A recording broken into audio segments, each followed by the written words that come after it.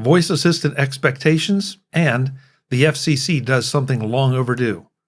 This is MacVoices. This edition of MacVoices is brought to you by the MacVoices Slack, available to all patrons of MacVoices. Sign up today at patreon.com/MacVoices. Welcome to MacVoices. This is the talk of the Apple community, and I'm Chuck Joyner. This MacVoices live panel started off with a discussion of Amazon's losses on Alexa, and that turned into a rather intense discussion of voice assistants, where we stand with them, how they meet our expectations, and a whole lot more. We also touch on something that the FCC finally got around to that should have been done a long time ago. Let's go back and let the panel do the talking. Hey, Chuck. Yeah. Like many people, I set my expectations too high for voice assistants.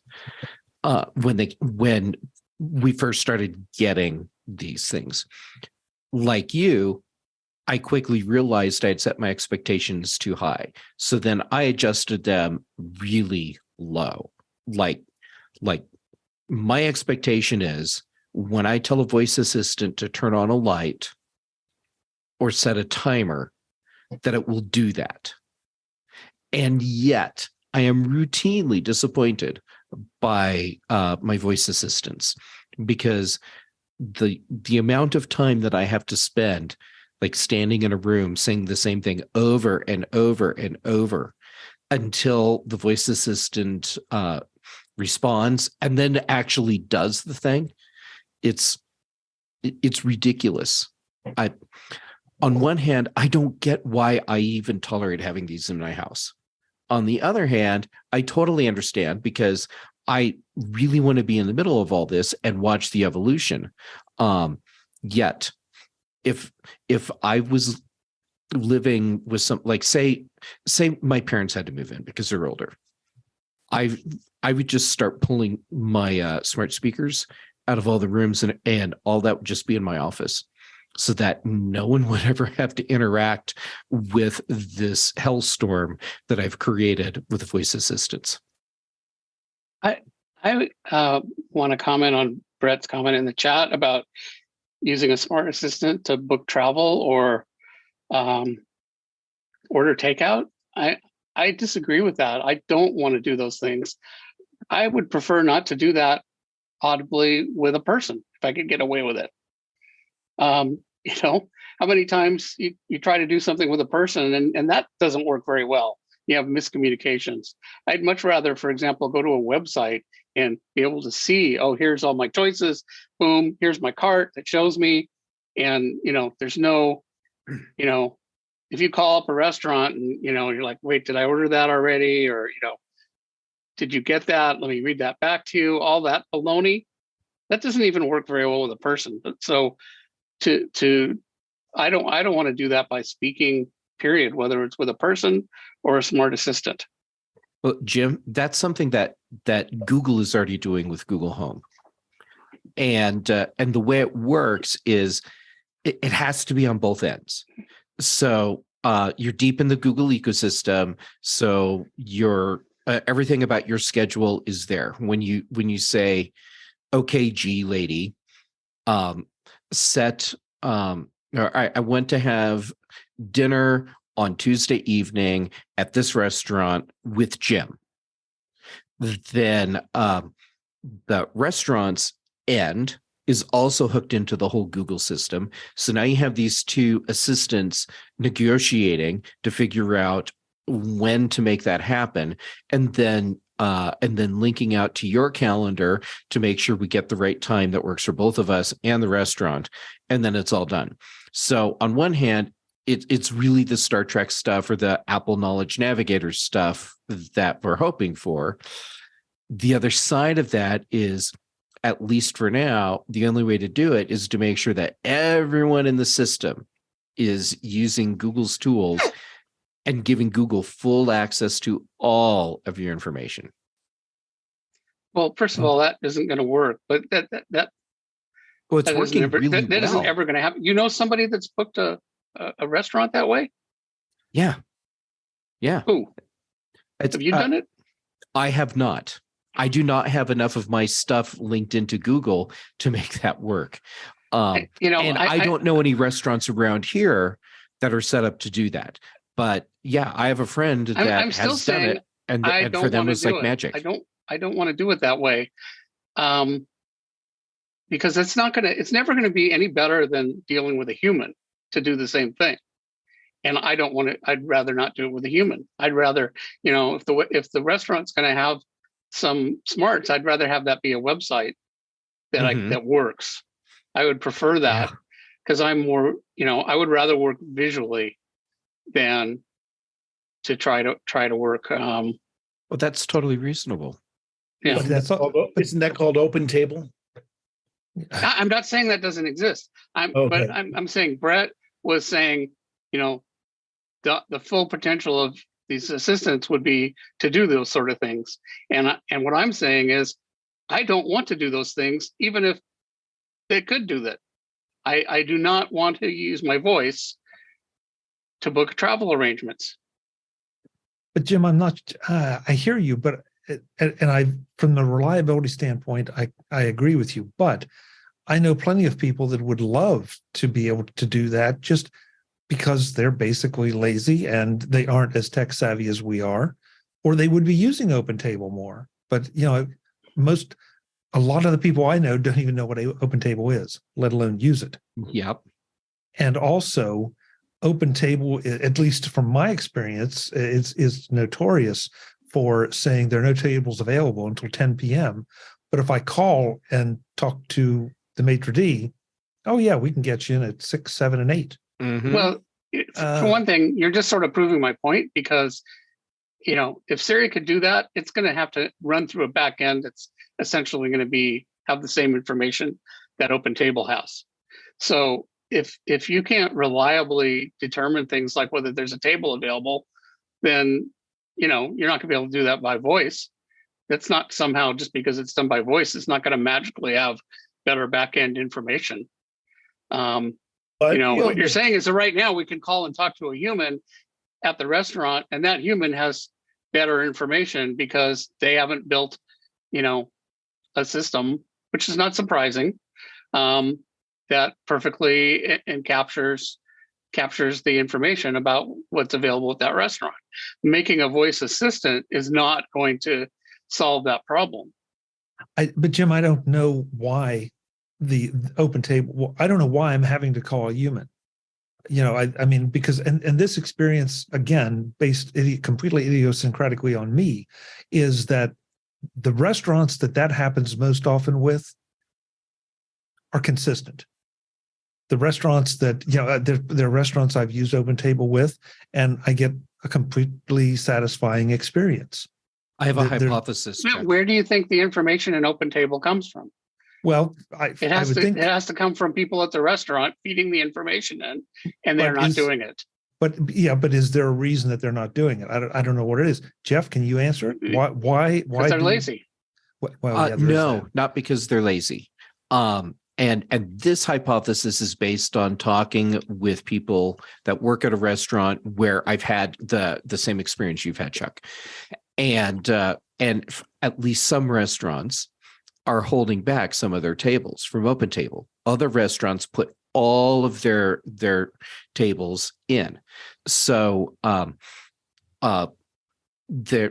yes, there are restaurants where OpenTable will say, yeah, there's nothing until 10 o'clock tonight. And when you call, they say, oh yeah, do you want 7, 7:30, or 8? Because they've held back a certain number of tables. They can do those reservations themselves. And it also gives them the ability to have walk-ins. And so it's garbage in, garbage out, like every other piece of software or every other service out there. But if it was done via Siri, it would be the same thing. Mm-hmm. Well, yeah, absolutely. And so, it's interesting that some restaurants are sabotaging the app experience, and most likely would sabotage the restaurants have to pay OpenTable a cut, right? Mm-hmm. I don't know how that works. I guess they do. Yes, they do. Yeah, so it's in their interest, if they can fill the table some other way, to not use OpenTable. They have a financial incentive to book the reservation directly. So they do. One thing I would love to see, and since I'm not deep in Google's ecosystem, I can't do this. But the thing where you have where you have your Google Assistant book an appointment for you with a company that doesn't have the matching back end, where it does the thing where a Google artificial voice calls the establishment, talks to a human, negotiates the whole thing for you, and supposedly it's supposed to work so well that that people on that are working at the businesses don't realize, unless the Google system says this is an automated AI calling you, they have no idea they're talking to an AI. I have a hard time believing that, but I would love to see it. This is the same thinking that got us at the start of this discussion about voice assistants. Mhm. That's just not true. That's marketing baloney from Google. And the thing is, if I call the restaurant directly and I say I want 7:00, and they could say, you know what, we've got 6:45 or 7:15, then I could do that. But if it's through an automated system, you're never going to be able to, have that kind of a back and forth. And yet Google On the other hand, claims if that it's a their web- system if is it's- doing that. if Hence, I would love to see it actually. Okay, well, Jeff, Damn on it. that, I think it was last year or maybe 2 years ago, like when Google at their developer conference in mid-year, they showed all this thing off. They showed out what purported to be their system calling a restaurant, and then a couple of days later, they got busted because it was all just bogus. It was all made up. No, So see, that's just so crappy that they would do that. I'm shocked. I'm shocked. That Shocked. Google, Well, and it still amazes me that I'm anybody being tries to sarcastic. pull this stuff. Yeah, I mean, I know, but it still amazes me that anybody even tries to pull that kind of thing, because there are too many people out there that are asking questions. Well, and it sets them up. It's in this case, Google. It sets them up for failure because now they've created this expectation in their user base that they can do this thing, and when it doesn't work, now they're pissed off at Google. And if you, what if difference you does it make? have This is to a service fake that it- Google's going to discontinue after 2 years. Yeah, and see, there's another problem. Right there. Every other service they come out with. Yeah, well, there's that. Brett in the chat room clarifies his points. He says, I see this working more like Siri having access to apps. If I want to order food, I can tell Siri what I want, and it just passes that along to the restaurant's app to complete the order. And so, again, Brett, I see your point, but that assumes that everybody in that chain from Siri right through to the restaurant is going to have everything integrated. And I think that's one of the no, Chuck. I interpreted what he said a little bit differently. I think okay. he's talking about Siri interacting with an app that the restaurant business had offered. So Siri only needs to interact with the app, and you got to Okay. assume that the app, if a restaurant chain, McDonald's or Shake Shack or something, that they offer Chipotle, that if they offer an app that it will function correctly, and all you need is the Siri to be able to interact with it, which I'm not sure. I don't know if Apple has fully opened up Siri yet, like Alexa did. So again, that's maybe a way Alexa, you might have, grabbed a chunk of commerce that is going through it. Well, Alexa is open, but not in that way. And, I think for something like that to happen, somebody would have to come up with a standard of here's how, all restaurants can, communicate what their availability is. And they'd all have to do it the same way, or at least there'd have to be some sort of meta language that, describes and that is like so far from happening. I mean, there's no technical reason why it couldn't happen, but it's just takes a huge investment up and down the chain that it probably will happen eventually, but it might be 20 years or something like that before it happens. And I think again, okay, that's great if it's a restaurant that I know and I know exactly what I want, but I usually want to look at the menu and see what the choices are. And what's worse than a phone tree? Yeah, and I kind of agree with you, Jim. I mean, food ordering may be one of the more difficult things simply because if I want a burger, okay, do I want ketchup? Do I want mustard? Do I want onions? Do I want Right. pickles? Do I want it well done? Yeah. Do I want the ciabatta roll or do I want the plain roll? I mean, you can just go on and on and on. And if you think burgers are bad, think about pizza. That'll drive you crazy. So, I think it comes down to how efficient can it be, and maybe it'll get there, but So what Brett's asking, Apple already did it. They showed this off several years ago, and in keynotes, and it's something that developers have to add into their apps to have the Siri integration. That's why you can order an Uber from your Apple Watch with your voice or your iPhone with your voice. The problem is that for whatever reason, developers haven't widely adopted this. I'm assuming it's because there's something on the back end that actually makes it difficult for developers to do. And so until whatever it is that needs to be addressed is, I don't see it widely adopted. But saying, yeah, we're 20 years away from this. No, we've had it for a few years already. And it works when it's implemented right. Actually, you mentioned a special case. There's certain special cases of Siri capabilities, and rideshare is one of them. So Apple built a rideshare vocabulary essentially into Siri. And, because all rideshares are the same. I want to go from here to there. That's it. Mm-hmm. And so there's not, I want pickles or not. Do I want, that's not ketchup there or not? It's just, I want to ride. And so that got built into Siri. So that's why those have that and these other things don't. I do think I misunderstood Brett, because I guess he was talking about an app on his phone that he wanted to talk to. And I was imagining talking directly to the restaurant. But even there, it's the same problem because, there's, Jersey Mike's has an app and, XYZ Pizza has an app. Well, they don't have a consistent ordering flow and all that, that, can be used. And then lots of places have only websites. But even if you just restrict yourself to apps, there's no, somebody's got to step in and say, oh, well, here's a standard to do a food ordering app. And, otherwise it's just never can happen. We can't even get the medical industry to agree on a standard form of records, which is a lot more critical than ordering your favorite burger. It's a very, very difficult problem. But there's much more billions of dollars at stake in the medical industry, and maybe there's as much. Well, and so people are trying to do it there. I mean, I think the point is that, saying that, this is impossible until we have a general industry standard, screw that. That's never going to work. What needs to happen is you need somebody who's going to make an app that's really good, that everyone loves.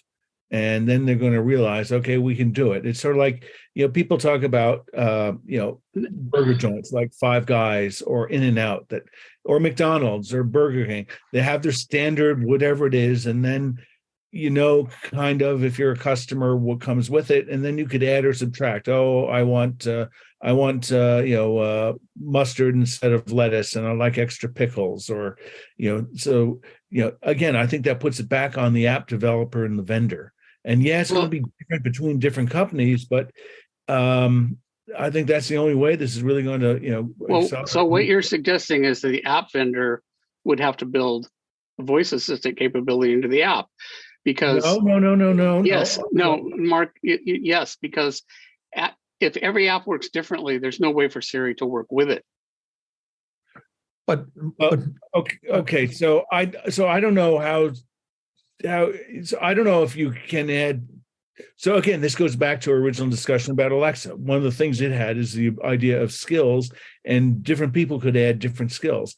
Yeah, Siri doesn't really still locked down for that. Well, Okay, then until until Apple enables a way that somebody could empower, a certain set of words, pickles, lettuce, relish, onions, that could be dealt with, within an app.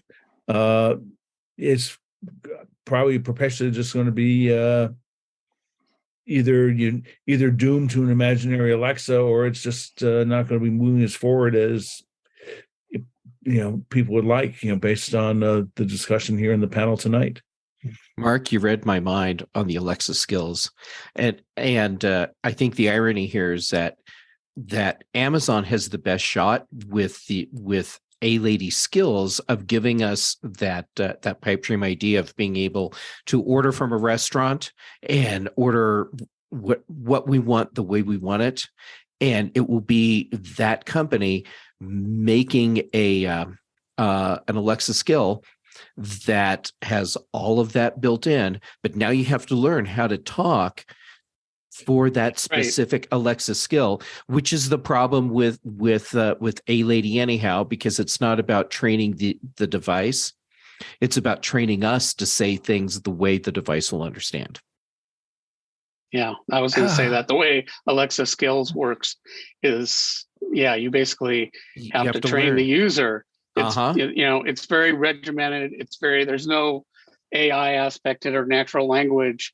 It's just a menu system that you can't see, but you have to conform to exactly. And if you ever got off the track, you're like, you have to start over. It's sort of like it goes back 25 years when I had a friend, or actually a friend of my brother's, was working at a well-known, very successful, voice response system. And basically, their API is, you could recognize, okay, do they hit a star or a pound or a one? And then based on whatever that is, you'd have to develop all the conditional logic on, what it is, the app should say, and, how to proceed them forward in a scripted fashion. So it sounds like Siri is in a similarly primitive way, except the primitives are words instead of keys on a keypad. But basically, you would have to have the menu memorized. This gets back to, I want to use the app. I want to look and say, oh, what are the choices at this restaurant? I don't have all the, choices of a restaurant memorized, and I don't always want the same thing every time. So let me scroll through and like, oh yeah, that sounds good. I can't do that by voice. I'm not going to sit here and, that's the old press 1 for ketchup, press 2 for pickles. Okay, so hey, I want to take this in another direction because we've beaten this part of it to death. But Webb, I want to get you and Eric in here because you guys have been pretty quiet, and David too. David's sitting up there looking stoic. So I'm going to ask you three to start the conversation. Is Alexa too important to Amazon to just let it go, to let it fail? They have sold a whole lot of devices on the premise that they're either Alexa only, or and I'm thinking about the Dots and the Echo shows and all those, and they've sold a lot of thermostats based on having Alexa built in. They've sold a bunch of Fire TVs based on Alexa being built in. Can they afford to just say, we're not developing, we're going to let Alexa go? Webb, start us off. I don't think so. I think that what Amazon's going to have to do is really kind of rethink what they want Alexa to do. I think that there are a lot of things that I'm going to say groundbreaking, but everyone on this panel could argue that it wasn't all that groundbreaking. But they've done a lot of groundbreaking things just to get the device into the house. So I think it's here to stay. I also thought that Twitter wasn't going to be shutting down next week either, but who knows? I could be wrong on that just as well. But yeah, I think that. What was it that one of us said that at this point we're probably just a little disappointed that it doesn't have that pure natural human interaction that we want. The Star Trek communicator type thing. We're not there yet, but I think they're getting there. I think one of the things that disappoints me about the HomePod, aside from the $700, was that it didn't have that. What did you call it? The skills that Alexa does, and you couldn't take the HomePod and just kind of expand what you wanted it to do. So that's been kind of disappointing. So I think Alexa's here to stay. I think they still got a pretty good base. Okay. I agree with that. I agree. David, that okay. I don't Go, see. Dave. I don't see. Sorry, I don't see Amazon letting this go at all, because it's just too big. I have all three in my house, so I have the experience of with Siri, Google, and Hey Lady, and I see flaws in all three.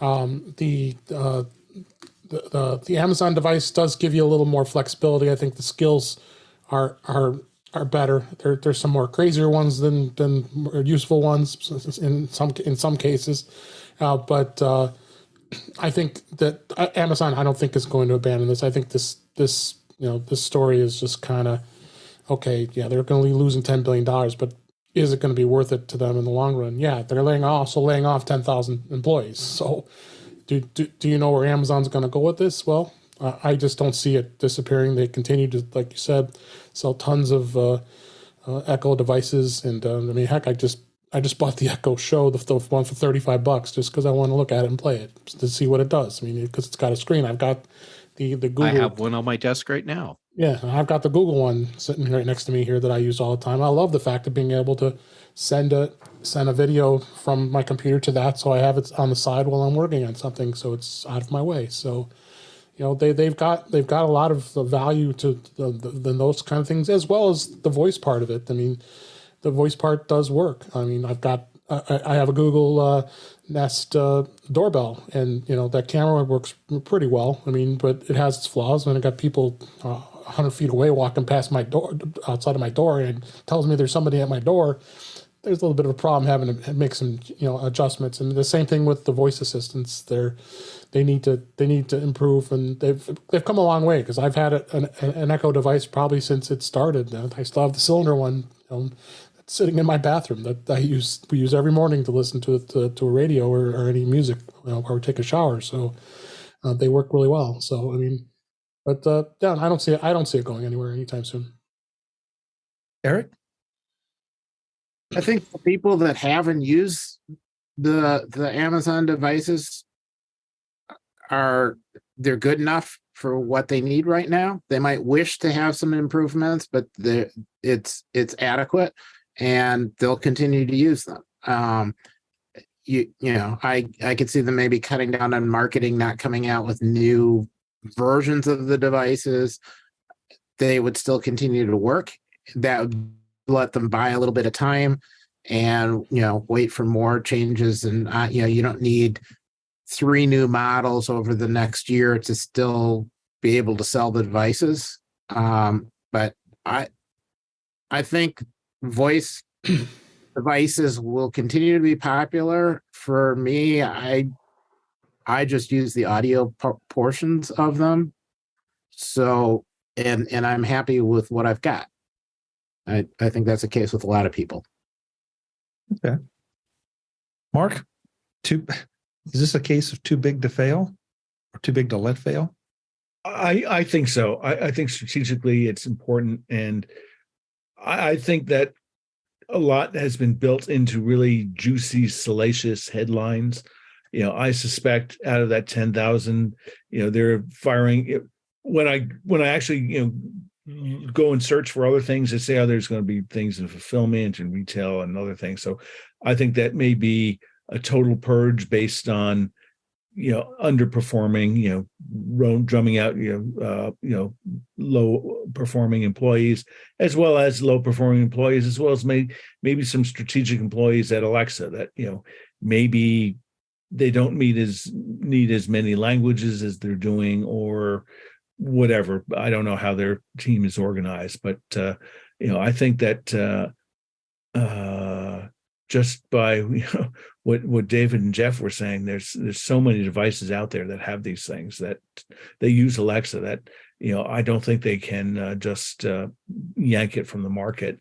So I think it's probably more right sizing and focusing its mission on what it's doing best instead of they must have had all sorts of other bets that are not paying off, and as we're going into maybe a recession or lean times, Amazon is certainly looking to prune and focus and boost its profitability. But I think it'd be a disaster for them if they just killed it entirely.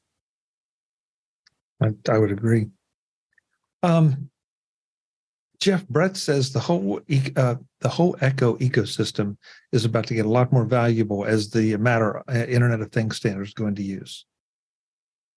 Think that's an accurate statement? Yeah, maybe. Okay, so here's the thing. Amazon is doing a really good job of integrating all of these different things across all of the devices that they're making now.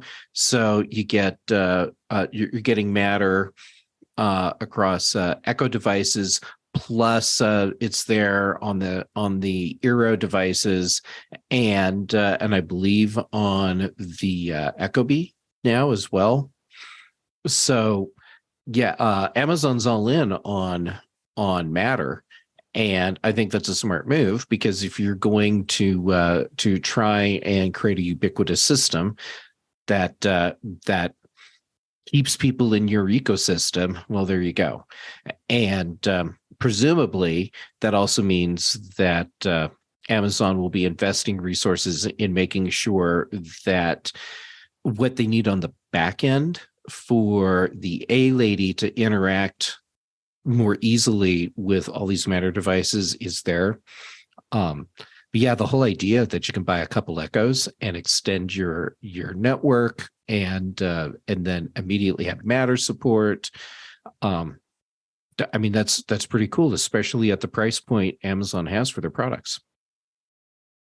Today's Mac Voices is supported by the MacVoices Slack. The MacVoices Slack is where you can connect with the members of the MacVoices Live panel and other MacVoices patrons. Get in on the discussions, agree or disagree with our opinions, and get your voice heard. Sign up at patreon.com/MacVoices. And thanks for supporting MacVoices. So is there any chance that Matter has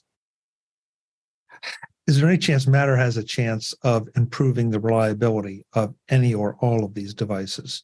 No. Because theoretically now they will be held to a particular standard. Well, the standard they're being held to is just a basic communication protocol standard, so that devices that previously couldn't talk to each other can. So this is a thing that makes that makes HomeKit more accessible, really, because Apple is supporting Matter as well, and now it becomes easier as consumers to buy the Internet of Things and smart home devices that you want, because you're not trying to read fine print on a package or on a website to figure out if this one works with the ecosystem that you're in. Okay. It doesn't have anything to do with the voice assistant figuring out what you're saying.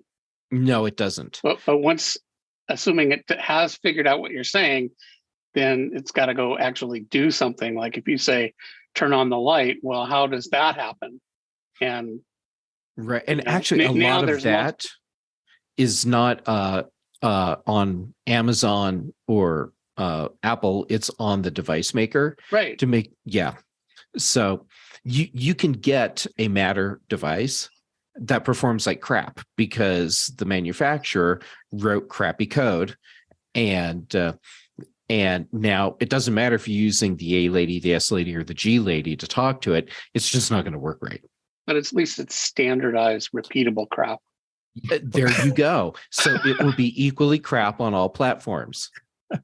Okay, so Jeff, just clarify that. I want to make sure that folks understand this. So if I ask the G lady to turn on my light. Mhm. The G lady is going back to the G servers and doing the magic. Just like if I ask the S lady to do it, it's going back to the S lady servers to do the magic.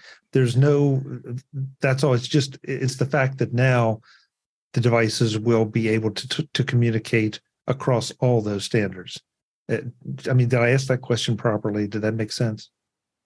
Yeah, that makes sense. Yeah, Okay. this is the equalizer that lets you be frustrated when you talk to your devices, no matter what platform you're on. Oh, thank you. Thanks for that bright spot. But if the device works well, and the developers did their code well, then great. And actually, when I said it will perform poorly across all platforms, not necessarily, because if they write their code for Google, but not, well, they write their code well for Google, but not for Apple. Well, then you can still have a better experience on one platform or the other. But isn't this about not doing that? Doesn't matter how all these, like, say a light switch, a basic light switch, it's on, it's off. Doesn't matter, that's all it can do. And at the end of these assistants, or even let's say I want to turn the light on and off from the phone. Forget assistant. I'm going to have a shortcut on my phone or press a button on a phone. So the question is, how does the phone talk to the light switch, right? And up till now, there's been multiple, Philips had their way, and X10 back in the day, and there wasn't a standard for how devices could talk to a light switch to tell it to turn on and off. So what this system is a standard way so that any light switch that supports Matter from any manufacturer will work with any controlling device that supports Matter. So your phone, your computer, a voice assistant, it doesn't matter. So the point is, we've gotten to the point where we know we want to turn that light off or on. And so now we've got to get from here to there, how, send that command. We know the command. So we the whole point about recognizing the voice, that's assumed. This is just how can we, one device control another. And, this kind of goes back to what I was saying about restaurants, that you need a standard. Well, this is the same thing. You need a standard to control devices.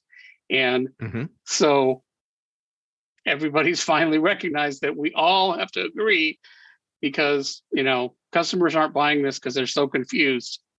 And so it took years, and it's still, I'm not quite believing it till I, actually see it, in action. But that's the, so for each different, I think they have a bunch of different classes. Like there's a thermostat class, and so for each one of those classes, there's a recognized, here's the things those can do, so that anything that controls the thermostat can talk to any thermostat from any, and it doesn't matter if it's in the Amazon ecosystem or the Ring ecosystem or the, Philips ecosystem or the Nest ecosystem. They all work the same. Yes, that's my understanding.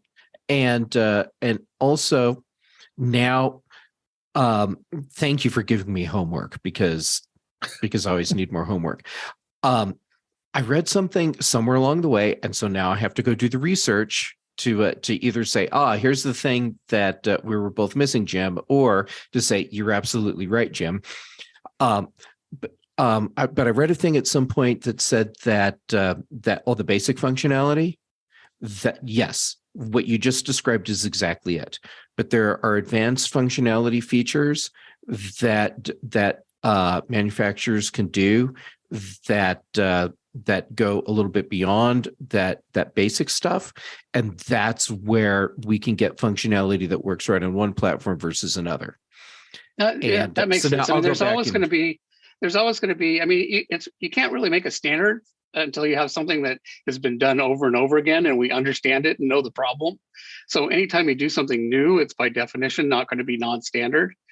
So as we figure out new things, it's going to push out, and hopefully, if the standard is designed correctly, they'll be able to incorporate these things into the standard as it goes forward. But I believe, and ideally, for a lot of the things that people have been already doing with IoT devices for years, they will be fully in the standard. Certainly light switches. Okay, certainly maybe that's thermostats, what I read then. Certainly, security cameras, classes of things that we know about. They'll be there and they'll fully work day one, cross compatibility, hopefully. Okay, I bet that's what I was reading, and there's just so much stuff to try and keep on top of. Yeah. Thank you for keeping me honest, Jim. That's not my goal. I'm No, glad. babysitting me, that's no one's goal. Hey guys, this has been a great discussion. I do want to throw one other thing in real quick, because I'm not even sure there's much to comment on here. And I'll throw it in the chat room right now. Whoops. Yeah, that's right. I think. Sorry, time's up, Chuck. Yeah, sorry. Threw in the Instapaper link, but I think that'll still be good for you to pull it up if you want. Why won't it go? Yeah, it's there. Sorry. To go to the went to the private chat room. I can't get it to go to the YouTube chat room. So, all right, I'll catch you up on this. But basically, I want to send a special hello to our friends at the FCC who apparently have listened to MacVoices Live and listened to our complaints about the ISPs, and now they're introducing new rules that will require ISPs to display easy to read and understand labels that show key facts about their products at the point of sale. Amen. What more needs to be Finally. said? Yes.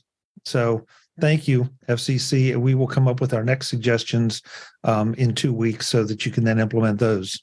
And we will act as your consultants here, because that is really good news. And I am dying to see what it comes out with, just to see how the ISPs respond to this and what kind of obfuscation tactics they will engage in next. And let's just hope that no political turkey in the FCC, botches this and kills it and sets it all back. Nice Thanksgiving reference, Mark. I like that. I'm trying to stay on topic. Wouldn't it be awesome if the side effect of this was all of a sudden all these ISPs start saying, hey, we're changing some of our plans, and this is going to be even better for you, and we're doing it because we love you, customers. But really, it's a thing about making the obfuscated crap that we're paying for that we don't need. They're making that go away so they don't have to have bad looking labels. Yeah, we will see. Yeah, will see. If you don't mind, Chuck, I was going to say the link I put in earlier in our chat in Zoom here, that the broadband map that the FCC put together is pretty amazing. You can go, it shows the entire United States. You can type your address in, brings it down to what exact ISPs are available in your area, as well as tells you what the speeds that are available as well. Yeah. And it gives a way that you can submit corrections. And corrections, right? It's not really anywhere near whatever megabits they said it was. And you can upload a document that shows what you actually got for speeds, and it'll get logged against your address. It's really nice. Yep. So there you go. I was finally able to get both of those thrown in the YouTube chat room, so folks use those as your point of reference. And of course, I'll have them for the folks who are listening later. I'll have those in the show notes. I knew the Amazon Alexa thing was going to generate a lot of discussion. I didn't anticipate it generating quite this much discussion, but at the same time, I think it was. I'd like to think an intelligent examination of the situation and where we are, and so stay tuned. We'll see what happens. Let's go around the room. Let folks know where they can find you, and then we'll wish everybody a happy Thanksgiving and get out of here. So taking my screen now, and they've juggled around on me. So now David Ginsburg is in the seat of the angels. David, good to have you. Where he belongs. Oh, Yes. yeah. Yeah, show us your wings, David. Yeah, I'm flapping. Yeah. Thanks for having me, Chuck. You can find me at In Touch with iOS at intouchwithios.com. My YouTube channel is youtube.com/intouchwithios. I'm on the Mac Show on Fridays on the British Tech Network, as well as here on Tuesdays. You can find me on Mastodon at mastodon.cloud at DaveG65, as well as Twitter, DaveG65, and In Touch with iOS. Thank you. Thank you, David. Happy Thanksgiving. Happy Thanksgiving to you. Mr. Ray, you have shown up in the top row now all of a sudden. I'm not sure how you got there, but you made it. Oof. Okay. After that, where can we find you? Well, you can definitely find me at the website for my company, provue.com, PROVUE. And at the moment, you can still find me on Twitter at ProViewJim. And I was thinking, maybe I'm on micro.blog. I'm not sure. I think it might be James Ray. I'm not sure. Not sure where I'm on there, but I don't know how you can find me. Just ask somebody on micro.blog. They'll help. Just go on there and say, "Where's Jim?" Perfect. It's hard to find people on micro.blog. It probably won't work. Hey, thanks so much for being here, Jim. Happy Thanksgiving. Happy Thanksgiving. Yes. Mr. Gamet. Yeah, I don't even know what to say about you. Just happy Thanksgiving. Where can folks find you? That's, yeah. I totally get it. Yeah. Happy Thanksgiving, Chuck. Oh, right. I'm supposed to tell people where to find me.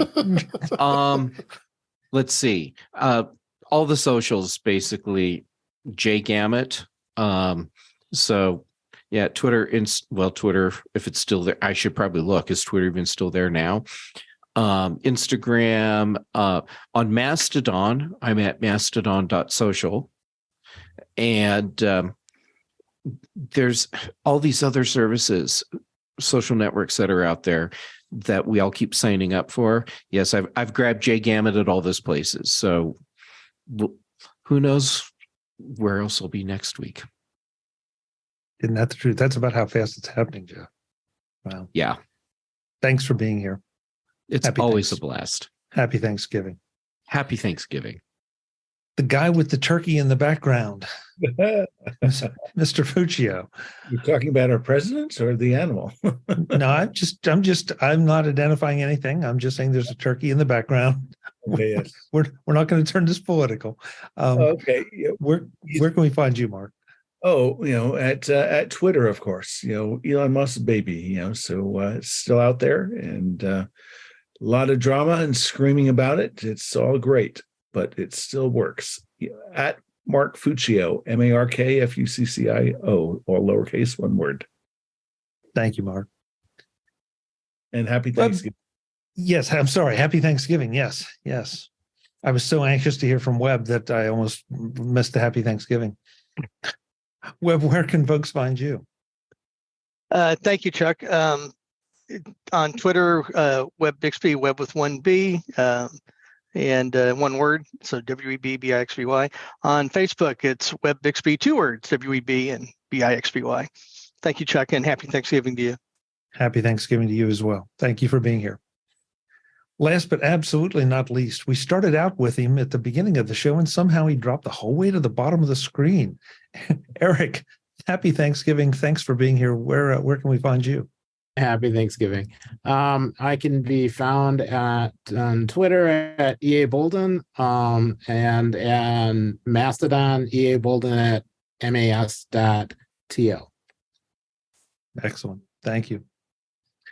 Folks, happy Thanksgiving to all of you. If you're listening to this after the fact, it will obviously be, we hope you had a great Thanksgiving, because it'll be a little while before this hits the feeds. But we hope that you enjoyed the conversation and had a terrific weekend with family and friends.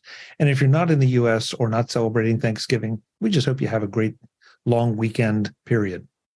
So wherever you are, happy Thanksgiving. Have a great weekend, whatever. Thanks so much. This is MacVoices Live. Thanks for watching. Visit MacVoices.com for show notes and to connect with Chuck on social media. Get involved in our Facebook group or like our Facebook page, and get more out of your Apple tech with MacVoices Magazine, free on Flipboard and on the web. And if you find value in it all, consider supporting us through either our Patreon campaign at patreon.com/MacVoices or by making a one-time donation via the PayPal link on our front page and in the show notes of each episode.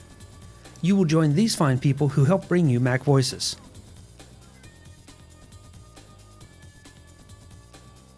Advertising handled by Backbeat Media at backbeatmedia.com. Bandwidth provided by CacheFly at cachefly.com.